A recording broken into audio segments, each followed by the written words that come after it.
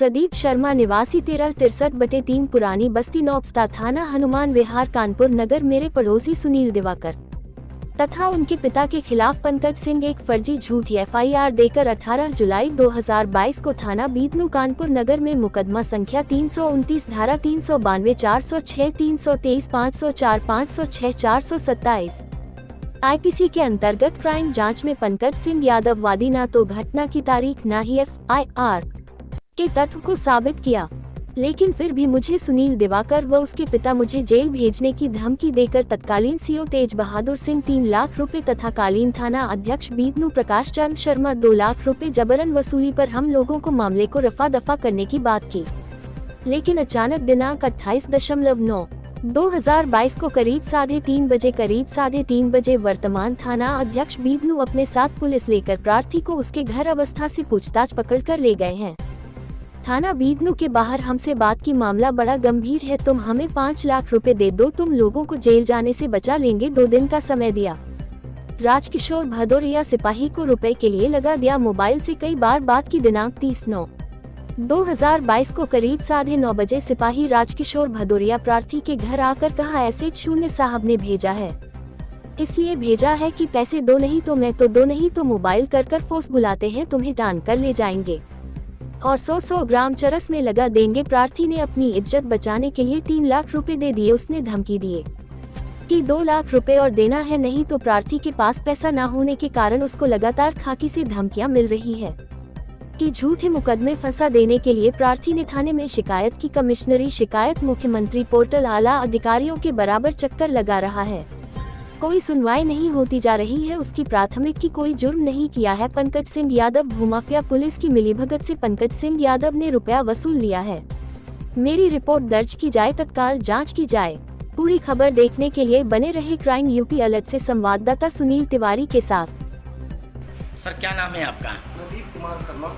Sir किस तरह की घटना आपके साथ हुई है? मेरे साथ घटना हुई है कि गांव का ही पंकज सिंह यादव जो कि हमारे गांव का ही निवासी है, उसने एक झूठा मुकदमा हमारे ऊपर दर्ज कराया है जो लूट का मुकदमा है, और उसमें 11.5 लाख रुपए चेक द्वारा दिया गया है हमको और हमारे दोस्त सुनील दिवाकर व उनके पिता सुरेंद्र दिवाकर, तीनों लोगों का नाम लिखाया गया है उस रिपोर्ट में, जो कि रिपोर्ट पूरी तरह से फर्जी है।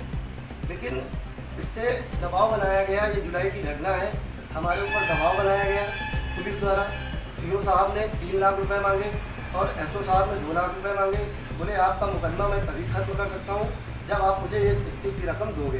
मैंने सीओ साहब तेज बहादुर सिंह जी को 3 लाख रुपए दिए, जो हमसे बार बार बोल रहे थे कि मुझे घर बनवाना है, तो मुझे पैसे की आवश्यकता है, मुझे चाहिए पैसे।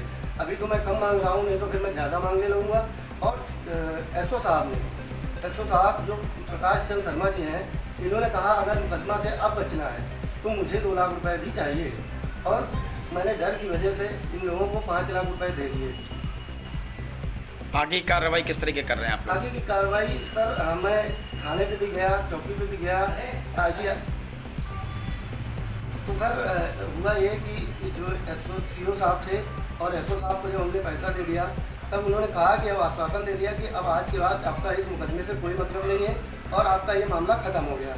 लेकिन वही 28/9/2022 को दोबारा जो तत्काल नए एसओ आए हुए हैं, वो आए हमारे घर पे, हमारे मेडिकल स्टोर पे, और हमसे कहा कि आपके खिलाफ जुलाई में जो मुकदमा दर्ज हुआ है उसके उस अपराध में आपको थाने चलना होगा। मैंने थाने जाने से इनकार किया, लेकिन फिर भी वो मुझे थाने ले गए और थाने के बाहर बिठाए रखा और मुझे टॉर्चर किया। कहा कि मुझे 5 लाख रुपए अगर तुम देते हो तो आपका मुकदमा पूरी तरह से मैं ख़त्म कर दूंगा, नहीं तो आपको कोई बचा नहीं सकता है। और उन्होंने मुझे छोड़ दिया। उसके बाद जो इनके सिपाही भदौरिया जी थे, उनको हमारे पीछे लगा दिया। भदौरिया जी ने मेरे पास कई बार फ़ोन किया, तो मैंने फ़ोन कई बार नहीं उठाया, तब ये मेरे घर आ गए। रात्रि 9:30 बजे ये मेरे घर आए 30 तारीख को, 30/9/2022 को, और इन्होंने पैसे की मांग की।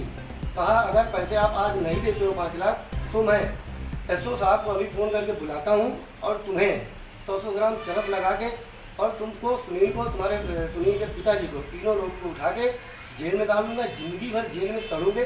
और